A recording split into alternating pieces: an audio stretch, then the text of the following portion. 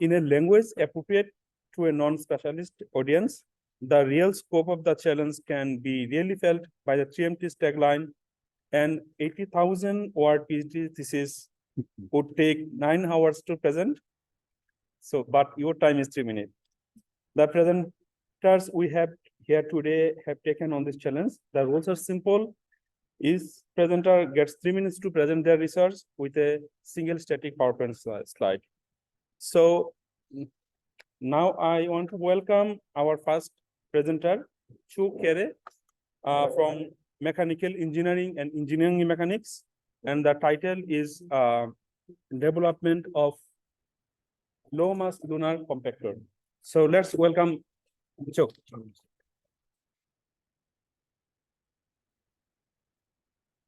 Do I get a countdown or? Yep, countdown. Wow.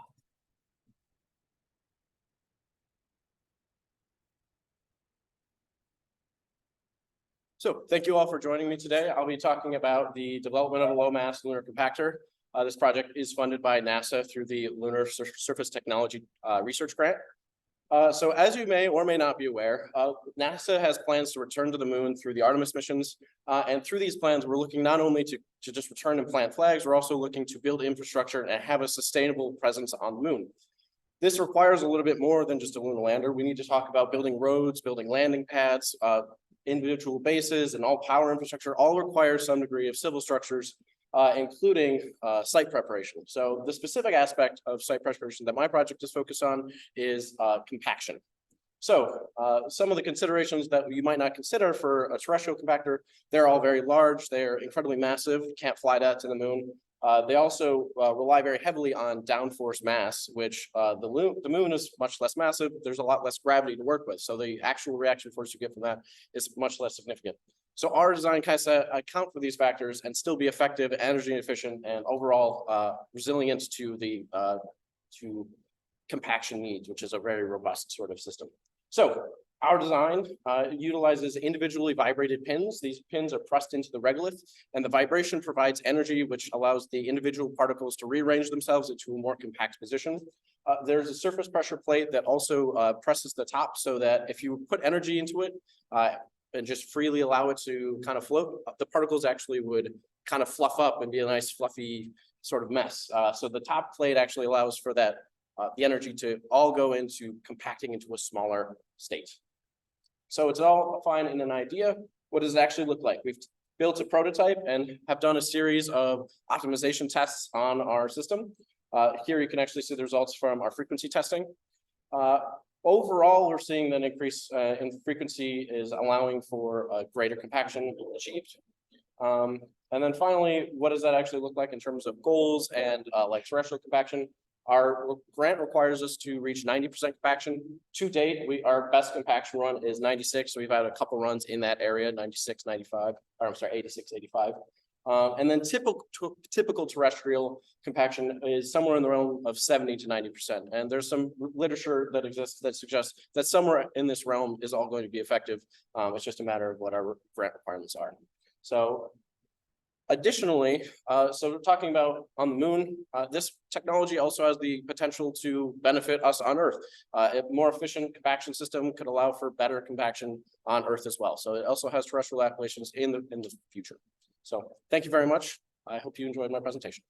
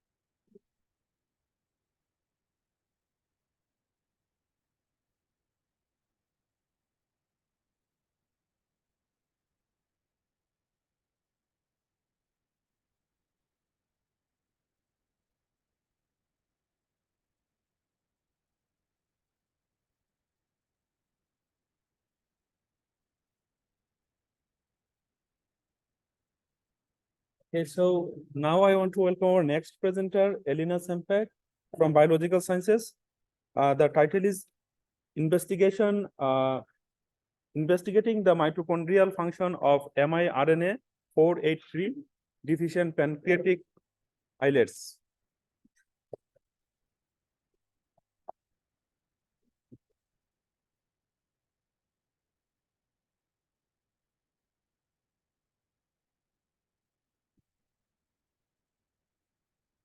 Hi everyone. Imagine yourself in a sinking boat in the middle of the ocean. You are thinking of ways to stop the boat from sinking and ideally patch the hole that's causing you to sink. But the only way you can stop the boat from sinking is by throwing buckets of water off of your boat. While this may decrease the water levels in the boat, it is not a fix for the hole and ultimately you're still going to sink.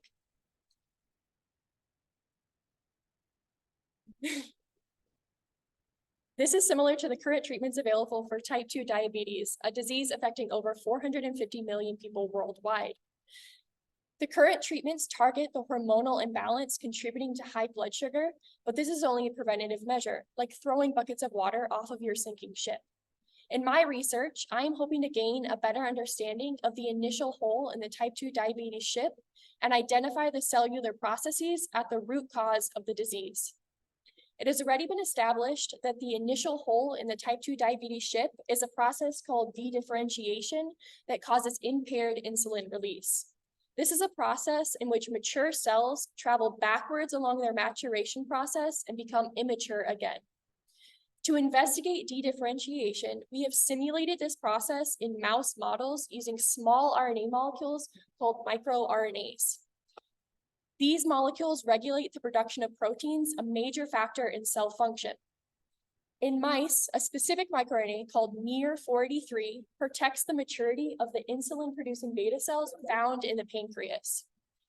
When this microRNA is knocked out or removed from these mice, dedifferentiation occurs, resulting in immature beta cells that produce less insulin. We seek to understand exactly what is happening in the dedifferentiation process that leads to that insulin loss in order to reverse this process or patch this hole. To do this, we must first look at what cellular processes could contribute to the impaired insulin release seen after dedifferentiation. Every cell needs energy, or ATP, to function within the body. The main processes that produce energy are both glycolysis and mitochondrial respiration, and the combination of these allows the cell to perform vital day-to-day functions like the production of proteins. I have evaluated both of these processes to identify how they intertwine in dedifferentiated beta cells and gain insights on how dedifferentiation causes a loss in insulin production. In dedifferentiated beta cells, I have found both respiration and glycolysis produced little energy compared to functional beta cells. This shows a direct correlation between dedifferentiation and the overall loss of energy production within the cells and gets us one step closer to patching the hole that began diabetes. Thank you.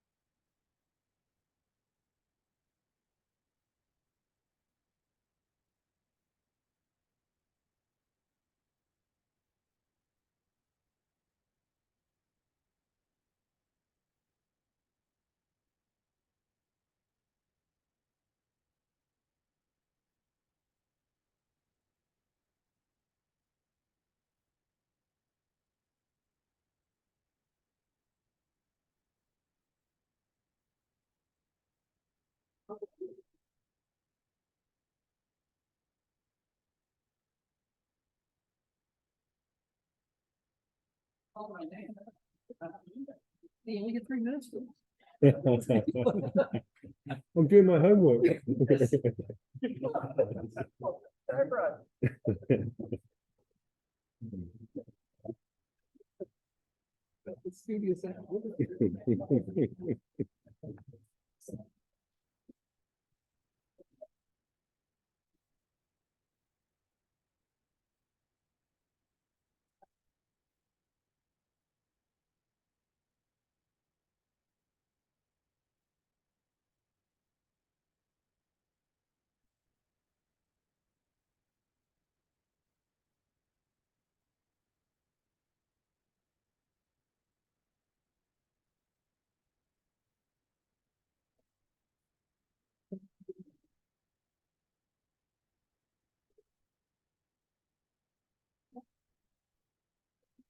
I'm trying to read comments for the presenter. I think it's fine. I think I'll just say here that there's comments.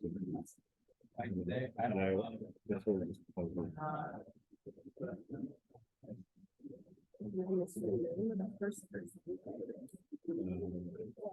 Carry. You don't have a list of them. I'll share mine.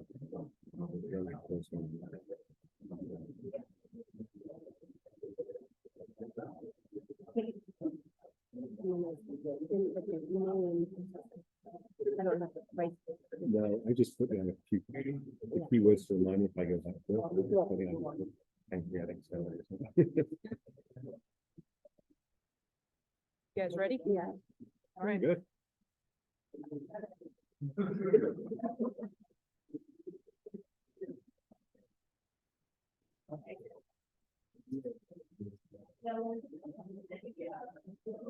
All right, we're ready for the next.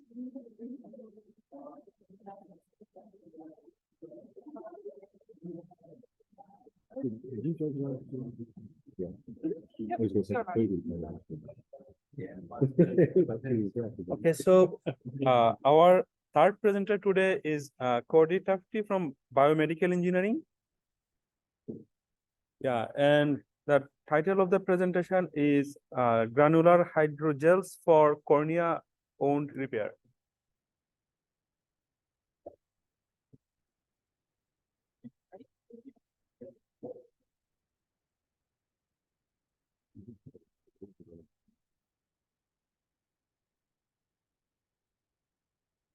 Hello, so today I would like to talk to you guys about corneal wound sealant. Now, why are these important? Well, the leading cause of blindness worldwide right now is corneal tissue scarring. Now, this can be addressed and fixed using a direct corneal transplant. However, during the surgery of a corneal transplant, a small incision is made on the bottom right of the eye. Now, this allows the surgeon to go in and perform the transplantation, but after the surgery is over, this wound needs to be healed. Now, using traditional methods such as sutures, as we can see here in the bottom right, because there's a lot of physical trauma, which will cause an inflammatory response from the immune system, generating scar tissue, as we see here. Now, scar tissue is an oversynthesis of collagen in the direct area, which will cause an opacity of the eye. Very counterintuitive as we're trying to heal blindness, not make them more blind. So what I propose is a tissue repairing glue.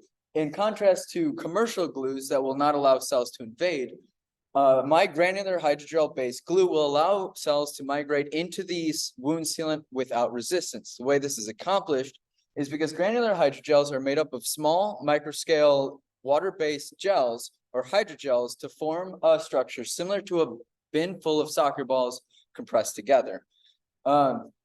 Now, one thing this is, which is good about this is in contrast to a normal glue, which the body sees as a large foreign object, the ability of cells to migrate into this scaffold will allow the body to see it rather as a bunch of small objects, and mount a significantly smaller immune response to this implanted material.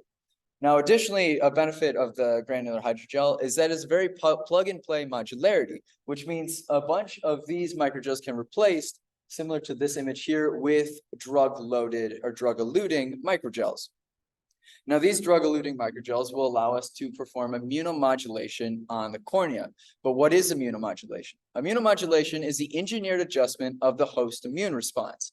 So basically, as our immune cells are migrating towards this wound site, it will exhibit two responses, a pro-inflammatory and a pro-regenerative. And pro-inflammatory will generate scar tissue, collagen, and all that unfortunate proteins, and we want to inhibit that. So by using exosomes, we will be able to decrease the amount of inflammation occurring at the wound site and increase the regeneration that occurs during this process. This will significantly decrease the amount of time it will take for the wound to heal.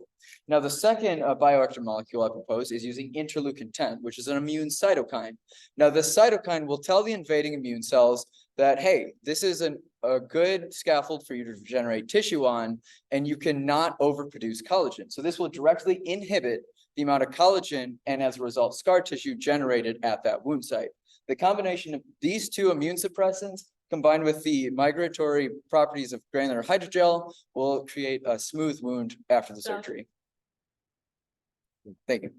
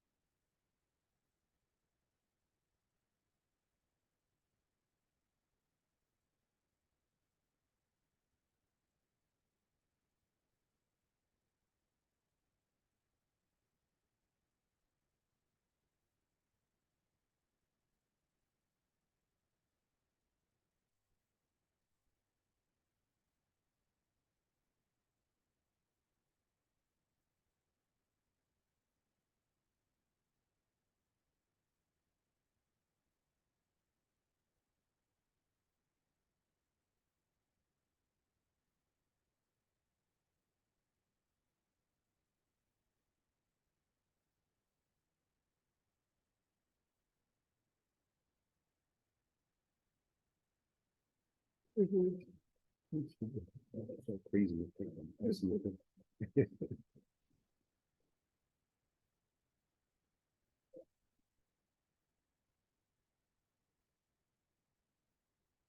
How you doing? Yeah.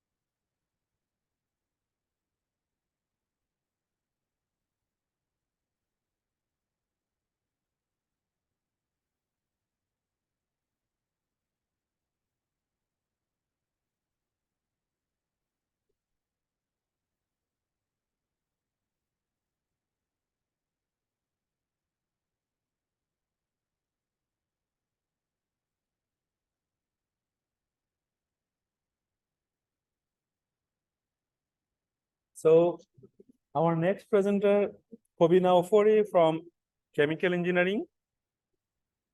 And the title of his presentation is Mineral carbonation of mine tailings. So let's welcome.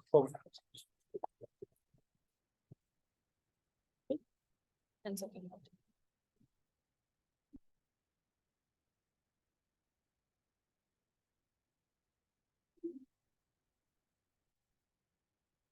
Good evening, everyone. The demand for battery-powered devices is skyrocketing. These batteries are made using critical minerals such as lithium, nickel, cobalt, and copper. And it takes thousands of rocks to be mined to produce these minerals. The production of these minerals signifies an escalation in mining and the corresponding release of carbon dioxide into the atmosphere.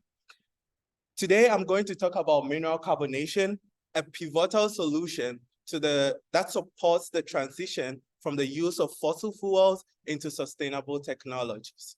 As we shift towards battery-powered devices, it is very important that we realize the increase in the demand for critical minerals. Yet we are at the crossroads where mining has to evolve to mitigate its own environmental footprint.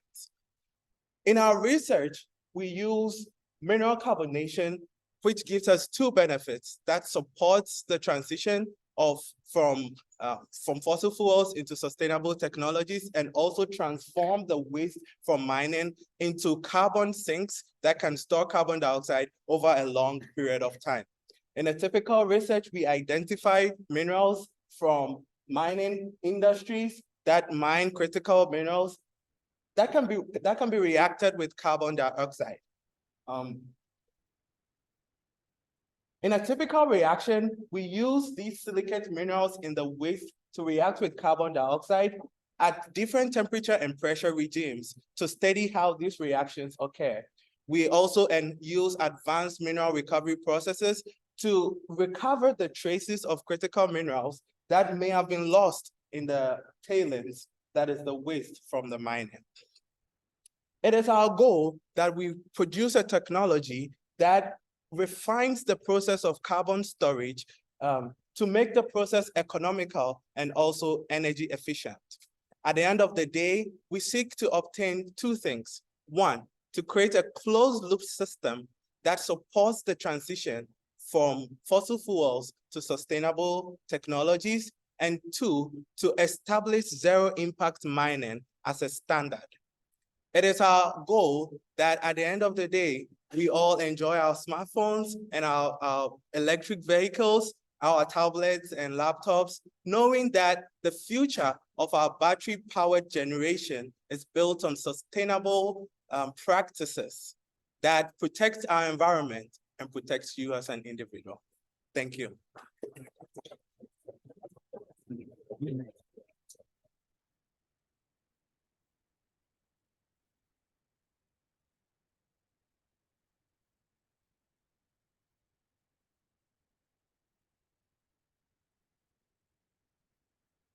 There's lots more food and a dessert table over here. Please help yourself at any time between the presentations.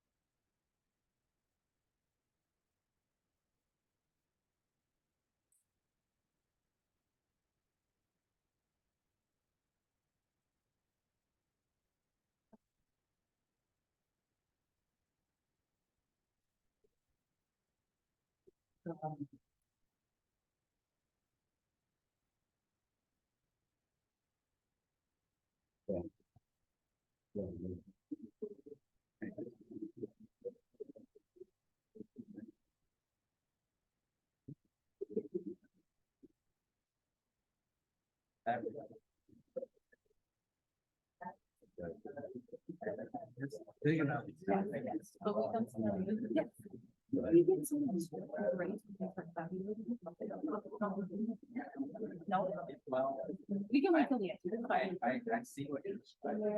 No, it's fine either way. I see it a minute, but I. Okay. No, wait, yeah. So. QR code and everything's going, then you take the.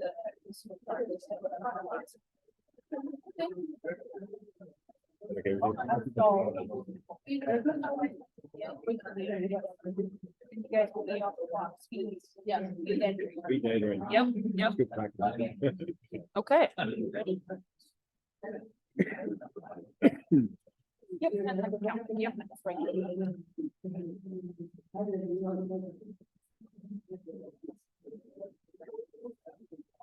Okay. So our next presenter is Vaishnavi Balambir from electrical and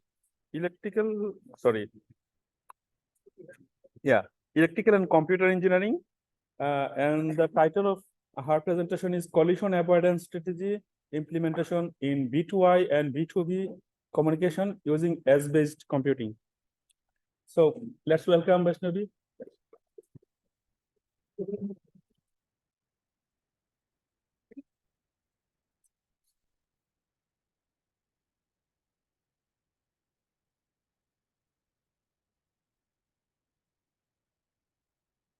As an algorithm developer for autonomous vehicles and analyzing over 20,000 kilometers of data recorded with radar, LiDAR, and camera, I have seen some of the strangest things being processed in these vehicles.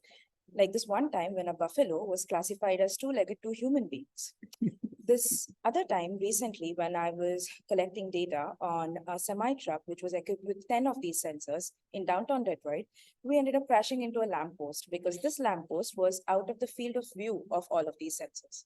What I'm trying to say is that there is a requirement of shift from these isolated autonomous systems to more coordinated systems such as vehicle to vehicle and vehicle to infrastructure communication. This is where I draw the motivation from my thesis, where I enable some functions for driverless cars, such as collision avoidance and traffic flow mobility, using vehicle to vehicle and vehicle to infrastructure communication.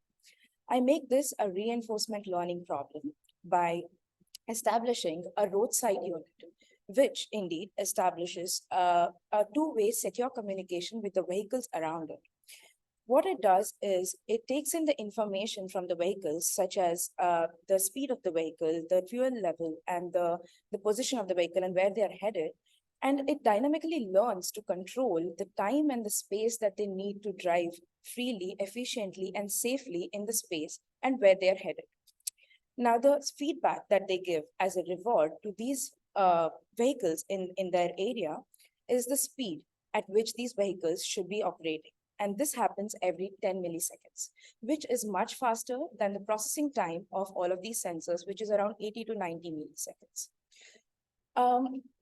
For example, when this was deployed for 10 vehicles in an area of 5 kilometers with a maximum allowable speed of 15 kilometers per hour, so we can consider it as an urban area, we got an efficiency of 9.81 kilometers per hour speed, which was the average of all the vehicles.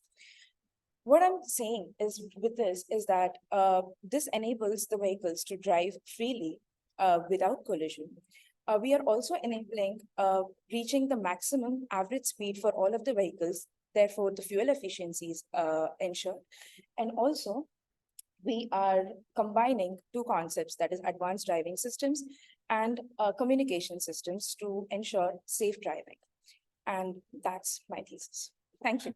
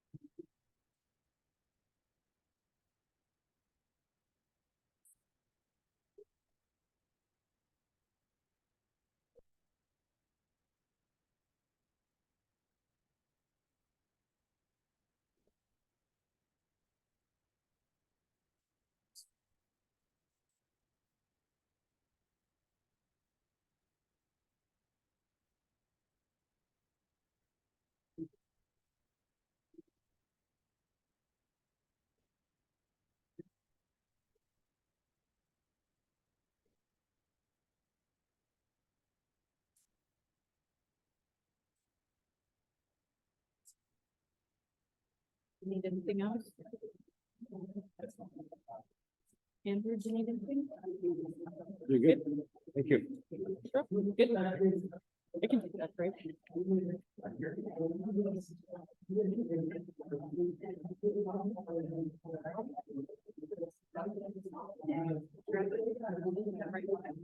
gonna take my rest. That would just be crazy.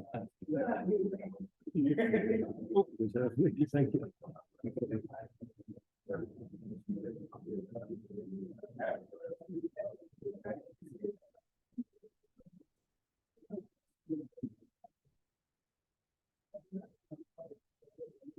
You still working with those?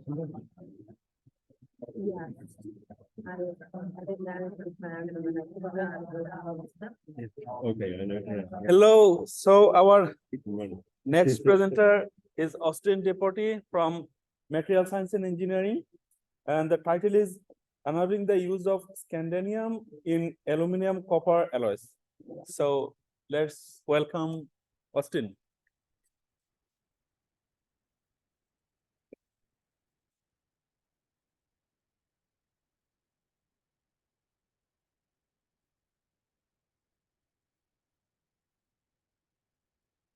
If you've ever looked under the hood of a modern car, you know just how much space is taken up by cooling. As engineers start to use more lightweight metals like aluminum, there's also an increased need for cooling. While aluminum and magnesium and other lightweight metals are great for fuel efficiency purposes, they have a major downside. When they're exposed to temperatures above about 200 degrees Celsius, they lose most of their strength, rendering them essentially useless as engineering materials. The high-strength aluminum copper family of alloys is primarily strengthened at room temperature by metastable copper precipitates that form a nice fine microstructure like shown on the left. When these alloys are exposed to temperatures above about 250 degrees, those precipitates want to go to their stable form, coarsening and becoming much larger and rounder, leading to an irreversible loss in strength and microstructure more like what's on the right. My research focuses on creating a commercially viable aluminum alloy that can be used at higher temperatures. I start off by taking the current best commercial alloy for this purpose and adding about 0.1% scandium, which is a rare earth element. And then, in order to avoid the formation of a detrimental compound in that alloy, I have to reduce the main alloying element, copper, by about half. Normally, this would make sense that you would lose about half of your strength from that. And the end result of my alloy is that, yes, I do lose some room temperature strength, but I get in exchange much better high temperature strength. My alloy has 20% higher hardness than the current best alloy following 24 hours at 280 degrees Celsius. And while my alloy still needs more testing, it appears that it's also tougher, easier to manufacture, and has better corrosion resistance. If this alloy is adopted commercially, it would enable aluminum to be used in higher temperature applications, such as internal combustion engines with less cooling requirements, or in aerospace, rockets, jets, near the closer to the heat sources, enabling lighter vehicles. Thank you.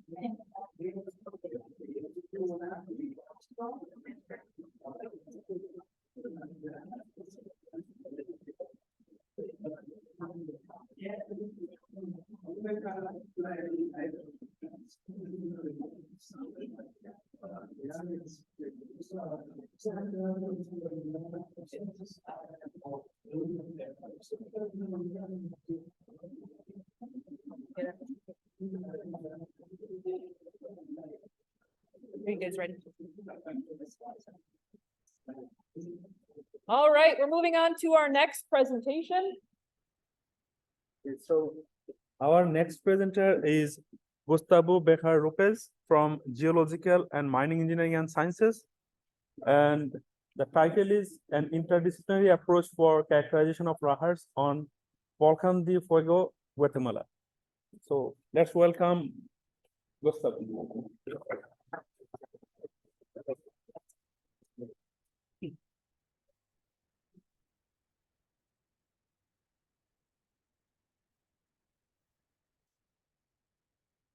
Okay, let's imagine it's the middle of the night and you hear a volcano rumbling in the distance, but you don't worry much about it because you know the volcano is far and you feel relatively safe. So you go to bed. But hours later, the ground shaking wakes you up, and minutes after, your house is dragged away with you in it. This sounds like the plot for a terror movie, but it actually happened in Colombia in 1985. Here, lahars from Nevado del Ruiz volcano destroyed the city of Armero, killing over 23,000 people. So what are these lahars and why are they so dangerous? Well, lahars are a type of volcanic hazard. Think of them as a mud flow. They occur when all this loose rock, ash, debris sitting on the steep flanks of volcanoes mix with water, could be from rainfall, from glacial melt, and that mixture, which resembles fresh concrete, flows downhill at great speeds, often without intervention of a volcanic eruption, like they do in Volcan de Fuego in Guatemala, where tens of lahars occur every month at the peak of the local rainy season. And while those lahars are not as big as those in Armero in Colombia that I just mentioned, they can still hit communities directly. For that reason, I'm using a set of sensors installed around the volcano that allow me to better understand how these flows initiate and how they behave as they move downstream. Among these sensors, there are seismometers. Think of seismometers as microphones for the ground. They record the ground vibrations that these lahars generate as they move. These ground vibrations are just like sound, but instead of traveling through air, they travel through rock. And just as with sound, they can be loud or quiet and come in combinations of frequencies with high frequencies and low frequencies. Well, using machine learning methods, I have unraveled the hidden patterns in those combinations of frequencies and other rock sound parameters, allowing me to identify when those patterns are active in the data. And that led to real-time lahar detection alerts. As of now, I'm also testing a system that delivers those alerts to your phone. This project also used rainfall data as a way to describe the water source for these flows, and in the future, generate computational models that simulate lahar behavior for better hazard assessment.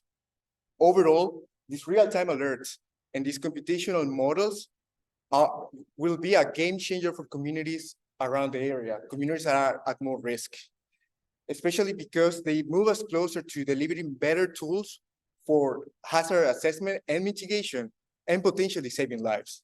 Thank you.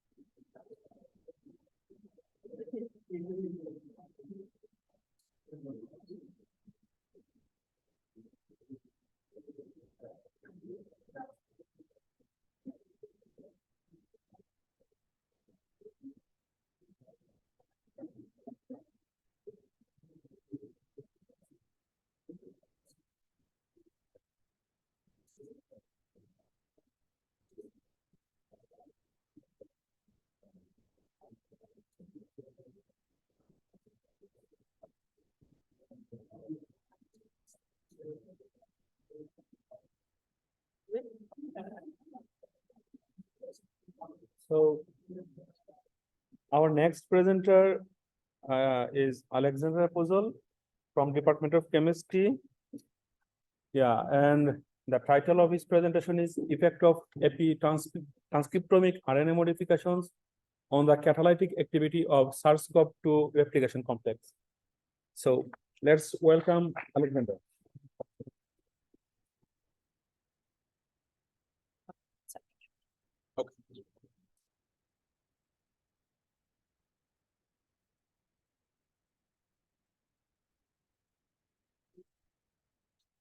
Hello, everybody. I want to talk to you about viruses. The important thing to remember about viruses is when they infect our cells, they need our resources and our enzymes in order to replicate, proliferate, and infect others. And this is an important thing to remember because, in a sense, it puts them at the mercy of our own internal machinery. So I want us to flip the conversation 180 degrees.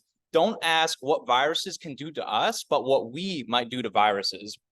And so it's known that when RNA viruses enter human cells, they are modified by our own epigenetic modifications. And so the question is, when they are modified by these modifications, is it good for the virus? Is it bad for the virus? And this is the question we wanted to answer. And so we hope to answer this question by synthesizing various RNA molecules containing different epigenetic modifications that are in our body right now. And we did a very simple assay. We annealed each of these different templates containing a different modification with a 20-mer primer. And once we annealed this, the template with the primer, we incubated this double-stranded RNA molecule with the SARS-CoV-2 replication complex. And then we analyzed this using a gel. And so this gel 1 is very typical gel of what we saw the result. As time increases, you see the top band is the elongated 20-mer primer. And that intensity increases as time goes on, which makes sense. As time goes on, we're going to get more elongation. We're going to convert more of that 20-mer primer to a full elongated 30-mer primer. And all of the modifications behave that way, except one modification. The M1A containing RNA molecule, which was 1F, actually terminated at the modification site. And this is best shown with gel 2. You can see the 2 lanes in the middle, the one on the left being the M1A containing RNA and the one on the right being pseudouridine. Pseudouridine had no problem with elongation, but M1A containing RNA did terminate, and you can see they are different lengths. The M1A containing RNA being a lot shorter after elongation. They're different lengths. M1A terminated prematurely. And this is important because this can give us information on how to design a next class of natural antiviral drugs, but also it can give clinicians information on how to treat different individuals differently based on their epigenetic expression. For example, the expression of the M1A modification. And we hope that that can help not only with SARS-CoV-2, but other SARS viruses and pandemics in the future. Thank you.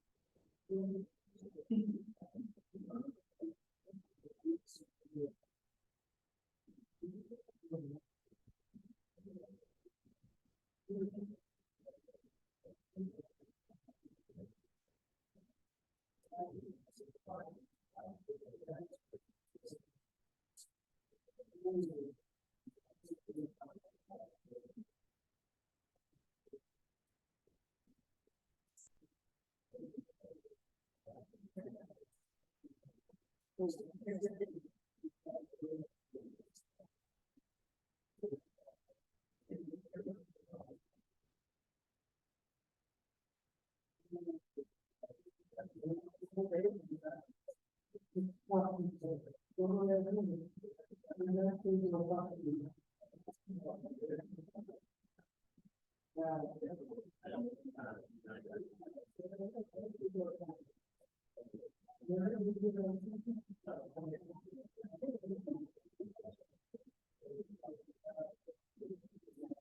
tour of the electrical engineering with us yesterday, and this robot one is going to show me. This is the they have a big this big robot, and it looks and then they give various things. I try and put it on course. They want to see how well can it correct itself and get it sent back. They weren't enforced on using it, and they didn't. It's kind of weird in this lab with all these sensors and then a big thread. All right, we're gonna move on to our next presentation. So our next presenter is Shibayogi Ake. And his title is Benchmarking Model Predictive Control and Reinforcement Learning for Log Robot Locomotion. So let's welcome Shibayogi.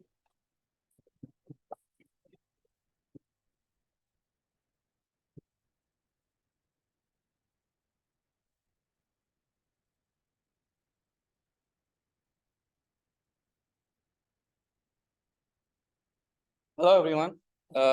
So quadrupedal robots, four-legged robots, I'm sure everybody's seen videos on YouTube. They've been extremely trending in the past few years. This is mainly due to their ability to walk in terrains that a wheeled robot cannot. So have you ever wondered how a four-legged robot walks? They have these controllers that essentially work as a brain.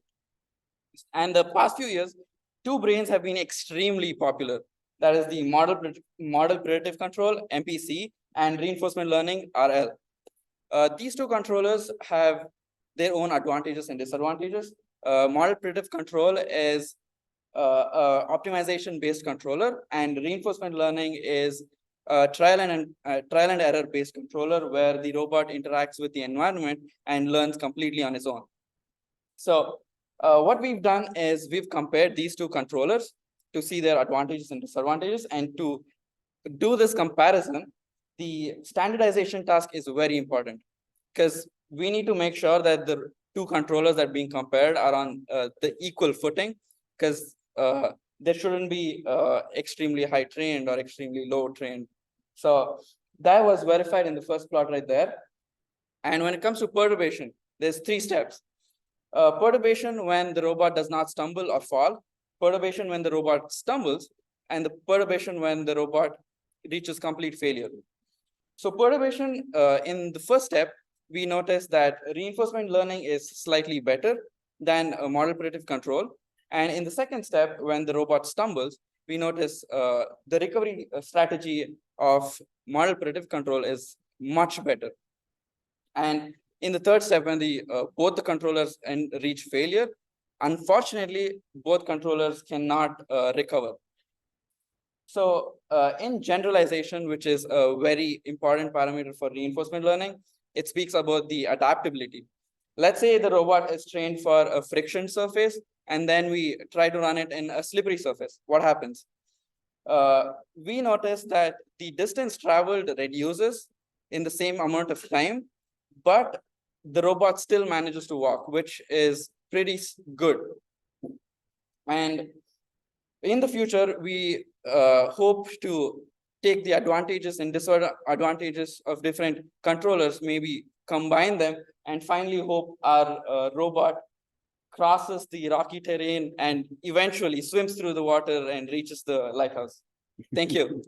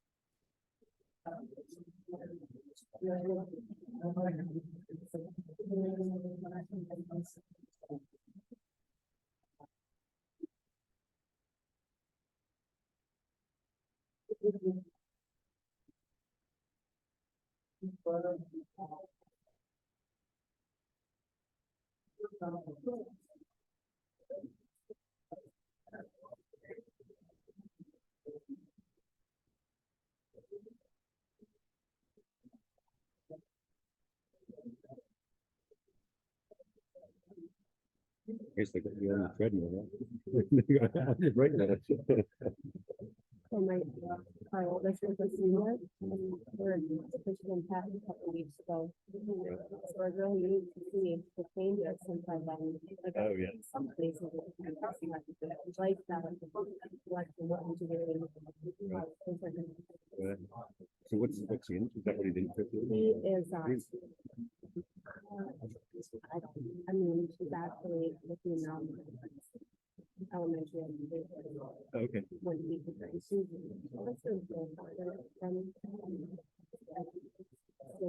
Yeah, that's. Is she at home school? Yeah. Has she done any junior role? He is doing. Okay. So he came and student national. And then. I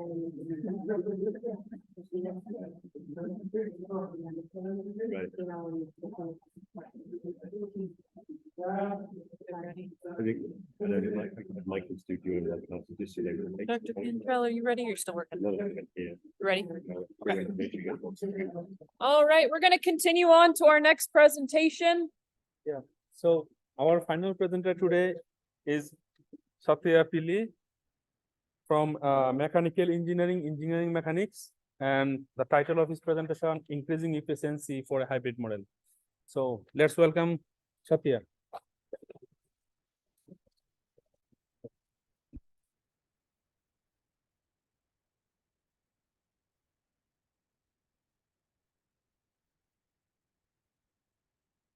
Hi everyone, I'm Satsai Kumar Pili, and my research topic is about increasing efficiency of a hybrid model. So before jumping into efficiency, let's talk about what exactly is a hybrid model. Hybrid model is of two technologies. One is 3D printing and the other one is machining process. And in 3D printing, we are using VAM process, which is wire arc additive manufacturing. And in milling, in machining process, we are using milling. So to understand what exactly is a 3D printing, we'll take an example of a cake, how exactly it is prepared. We'll be applying layer by layer of cream in order to fabricate from bottom to the top. That's exactly how 3D printing works. 3D printing is a manufacturing technique that is used to fabricate a product from the bottom to the top in all XYZ directions. Now talking about milling process, we'll just grab the example that we have taken for 3D printing. What do we do if we have excess cream on our cake? We'll just remove it with a knife. That's exactly how milling process works. It removes the excess material that has been deposited on the part surface that has just came from the 3D printing process. Now, the biggest question is, when exactly we have to do this machining process? Or after how many layers of the print? To answer that question, we've been doing a lot of research. We have done a lot of test runs, and we have brought a beautiful relationship between temperature and the height of the melt material.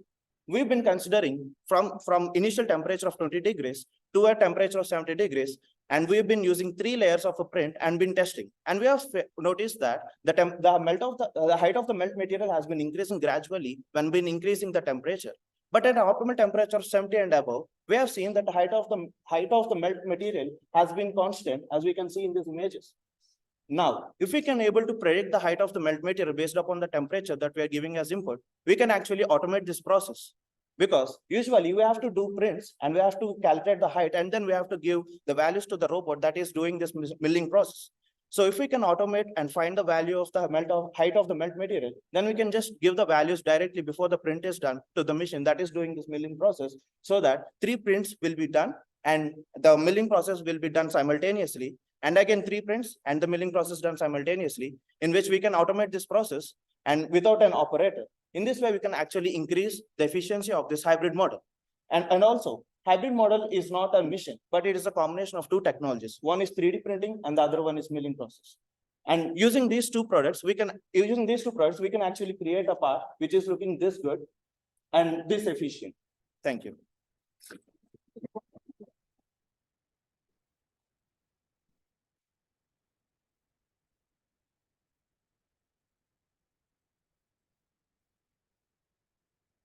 Okay, so we have completed all the presentations today.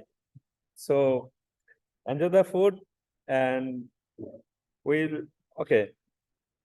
Yeah, and now we will moving to the People's Choice Award voting. So you can scan the QR code to vote one person for People's Choice Award. If you find any difficulties, let me know.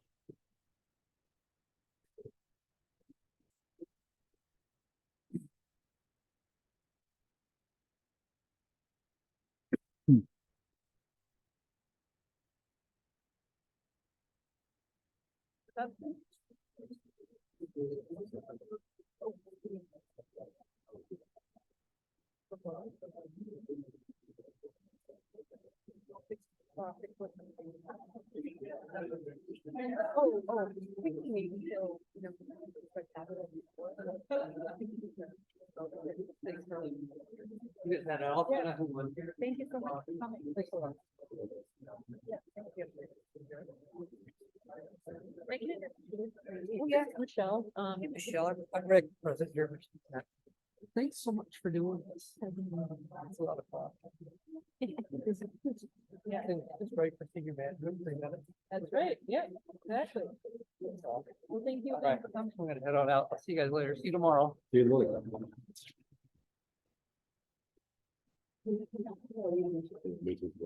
Did you already hand out your course? Thank you.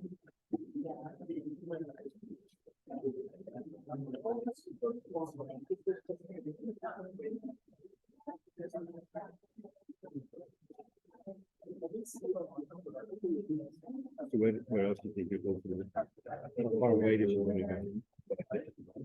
And then we're gonna go to change on Oh, okay. competitive team and then we both she'll compete with me. And so we're gonna play college. Yeah. At University of Minnesota. Yeah. We're not very good. Right, yeah, no, that's, it's like that, it's far enough. You know, when I was a student, I was about half an hour from that. I used to, for the first year, like, every Saturday. So nobody please else was use doing it. your Michigan Tech email. Other email will not work. Then after the first year, I found out whether one of them was in the following. So how old are you?